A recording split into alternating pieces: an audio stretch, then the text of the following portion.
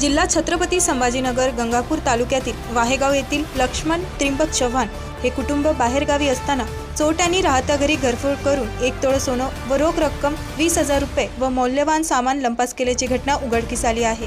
रात्री सुमारे 2:30 वाजता हा प्रकार घडला असून शेजारील रुद्र किराणा दुकानातून या घटनेचे व्हिडिओ फुटेज मिळाले आहे।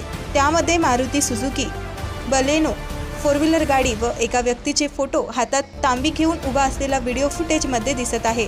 यावेळी जुना माजरी रस्त्याने ही गाडी आली असावी असे गृहीत धरले आहे। यावेळी गंगापूर पोलीस स्टेशनचे पोलीस निरीक्षक कुमार सिंग राठोड व त्यांची टीम यांनी घटनास्थळी जाऊन चौकशी करून दखल घेतली आहे। पुढील तपास पोलीस AR शिंदे व VS पाखरे बीट अंमलदार पुढील तपास करत आहे। या घटनेमुळे परिसरामध्ये भीतीचे वातावरण पसरले आहे।